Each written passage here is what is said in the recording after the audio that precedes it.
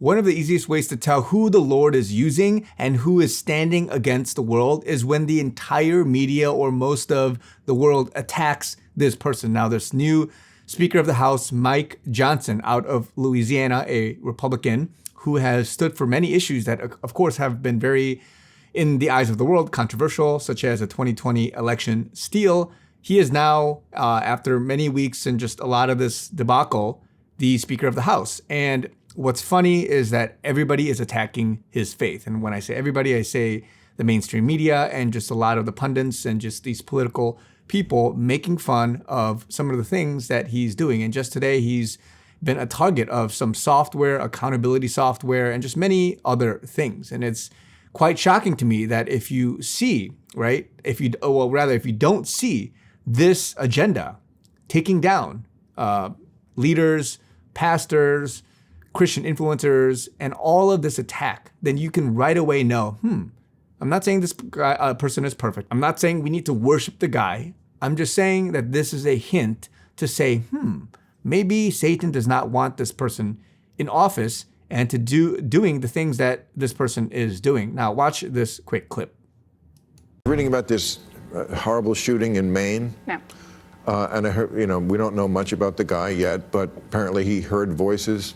And I thought, is he that different than Mike Johnson? The Bible doesn't just inform his worldview, it is his worldview. In fact, during his first speech in his new job, Johnson suggested that his election as Speaker was an act of God. His views on policy are essentially what you'd expect from a religious fundamentalist. Did both of those just happen on TV? The new House Speaker Mike Johnson facing attacks from the media on his Christian faith. The Daily Beast comparing him to the Taliban and the mullahs in Iran. Here's his response. Look, there are entire industries that are built to take down public leaders, effective political leaders like me. I'm not surprised by that. I mean, it comes with the territory. It doesn't bother me at all. I just wish they would get to know me. I'm not trying to establish Christianity as the national religion or something. That's not what this is about. It's just disgusting. I mean, that is absurd. What a sad state of affairs. Fox News contributor and columnist for The Messenger, Joe Concha, joins us now. Joe, this is the media attempting to take somebody down based solely on their religion. What's your reaction to this? It's not surprising. It is disgusting. Mike Johnson used the proper word there to describe some of the reporting from, journalism outlets like the Daily Beast, and obviously what we heard from Jen Psaki. And, we have all this anti-Semitism that we're seeing in our own nation right now. And you have people like Jen Psaki saying Mike Johnson is a, quote, threat, unquote, because what? He's a Christian? Perhaps Ms. Psaki should look at the comments by members of her own party, her friends like Rashida Tlaib and Ilhan Omar, calling Israel a racist state and engaging in apartheid if she's looking for rhetorical threats to this country. Here's my favorite from The Atlantic here, guys, Carly Todd. Quote, in 1867, Mike Johnson's great grandfather, a Confederate soldier, pledged not to engage in rebellion again. Because what everybody's great-grandfather did 150 years ago has any bearing on the way this man can possibly lead a party in the House. It's just pathetic at this point, Todd. And also, half the country fought on one side, half the country fought on the other. If you trace every person from the South's lineage, yeah, they may have somebody who said, we're not going to fight for the South anymore. How is that controversial? Precisely. Just quickly on this, Speaker Johnson went on to say this is an attack on the Judeo-Christian foundation of our country. Joe, isn't that the point of a lot of these attacks? Attack the foundation and the building here, in this case, America, collapses?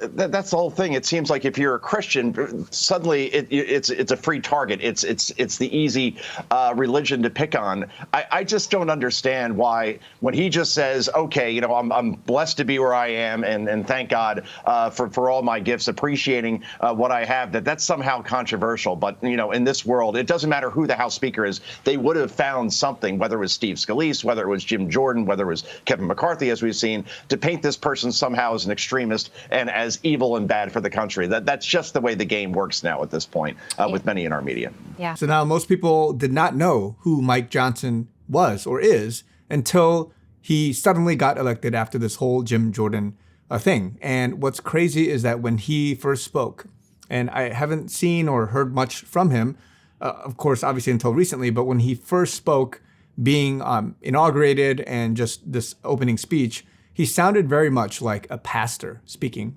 at, in some sense, a church. His demeanor, his character, the way he conducts himself, all of that is very indicative of Christ-like character. And I say this because, again, I don't know what this person is going to do in the future. I don't know his past. But what I see and my sense is that he's been installed. Obviously, God is using, and he raises kings, he tears them down.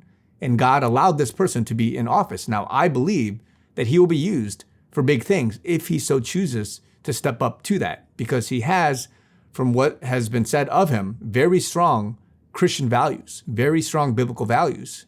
It remains to be seen how that's executed.